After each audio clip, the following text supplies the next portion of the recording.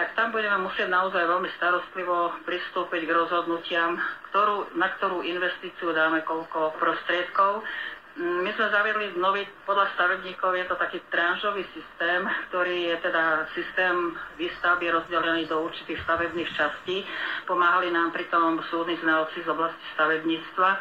A vlastne naozaj dneska nechceme dopredu dávať nejaké prostriedky, ktoré by sa potom neminuli, alebo by sa minuli na iný účel, čo už sme mali také stavy, ale naozaj na presne zdokumentované a pripravené stavebné časti. A myslím, že to zvládneme. Ja dúfam, že tá konsolidácia naozaj nepotrvá dlhšie, než spomenul pán minister, a potom sa pustíme do väčšieho diela. Ja doplním pani predsedničku, pretože sme o tom viedli dlhé debaty. Sme v roku konsolidácie, kde musíme urobiť opatrenia pre budúcnosť.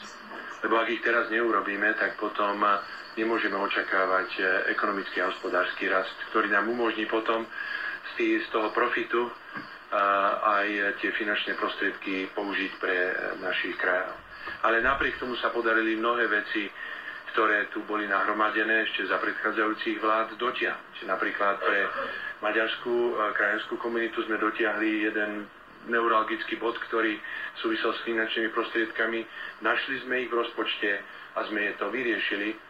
A môžem povedať za vládu Slovenskej republiky, a potvrdí to určite aj pán podpredseda Kmec, že ak sa to, čo sme sa zaviazali, bude dariť, tak v tom ďalšom roku by sme chceli už, aby práve do rozpočtu pre úrad Slovákov žijúcich v zahraničí navýšili prostriedky práve na podporu ich činnosti. Pretože ak som hovoril o tom, že sa nenavyšuje, alebo že ostáva stále tá hodnota rovnaká, je to práve na podporu ich činnosti.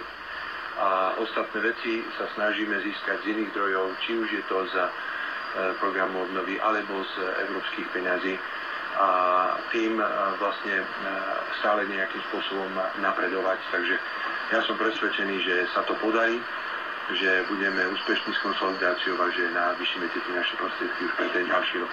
Ja by som ešte aj pridala pánovi ministrovi, že naozaj projekt digitalizácie, ktorý máme podaný, tak je smerovaný na prostriedky z Európskej únie, takže dúfam, že budeme úspešní a že sa ten projekt podarí a tým takisto ušetríme zdroje naše rozpočtové.